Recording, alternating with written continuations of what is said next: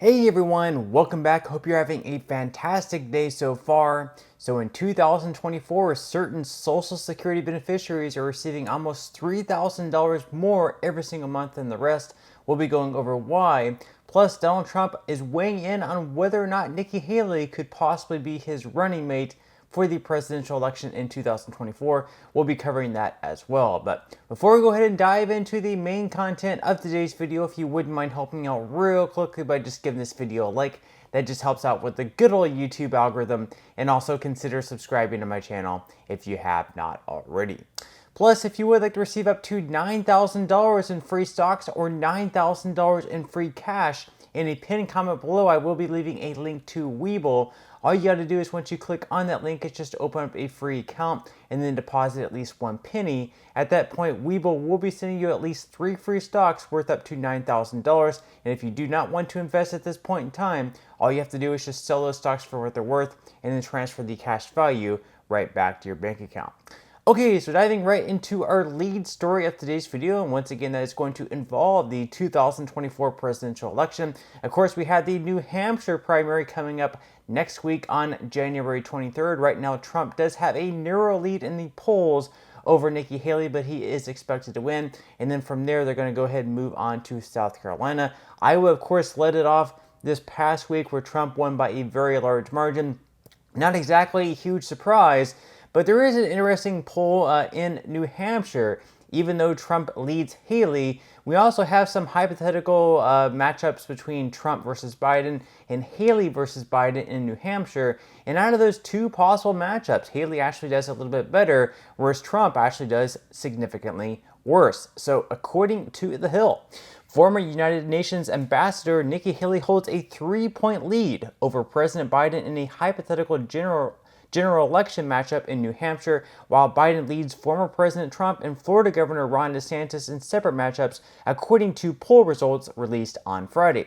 The Marist New Hampshire poll found Haley leading Biden 47 to 44% respectively in a hypothetical two-way race. The difference falls within the survey's margin of error of plus or minus 3.8 percentage points, effectively tying the two.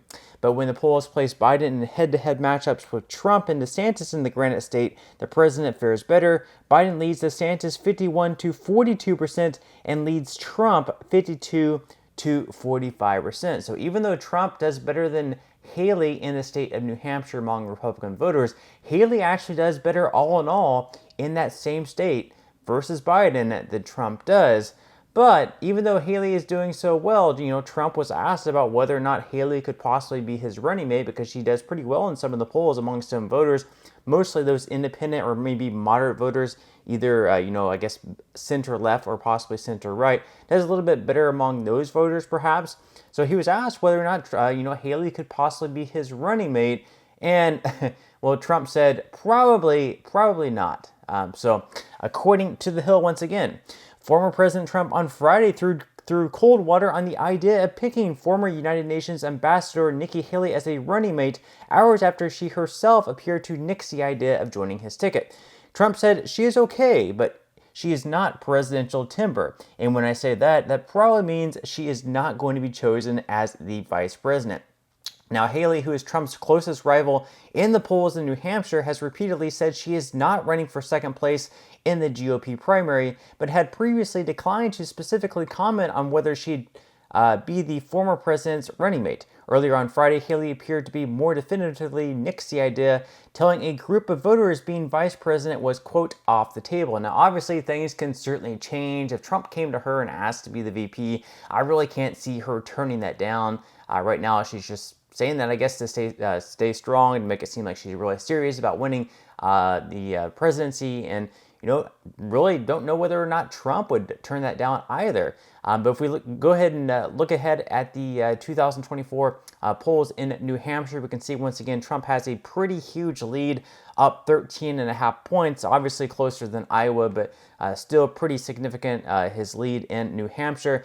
And then after that, once again, they are going to be moving on to South Carolina, where Nikki Haley was the former governor there from 2011. And in that state, Haley doesn't exactly do very well either. Trump is up by 30 points. So at what point is Nikki Haley going to drop out of the race? Will she drop out after New Hampshire? Will she drop out after South Carolina? When is Ron DeSantis going to drop out of the race? So, interesting stuff. Once again, is Trump going to pick Haley? She does pretty well in polls.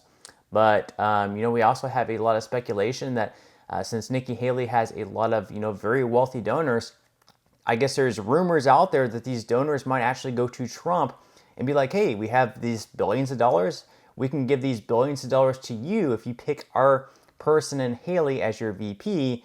But if you don't, we're not going to give you this money. And let him decide whether or not he wants all that money, the billions that Haley is receiving for her campaign, or whether or not he doesn't want it. And whether or not he's going to accept that offer, we'll have to wait and see. But, interesting stuff there, obviously.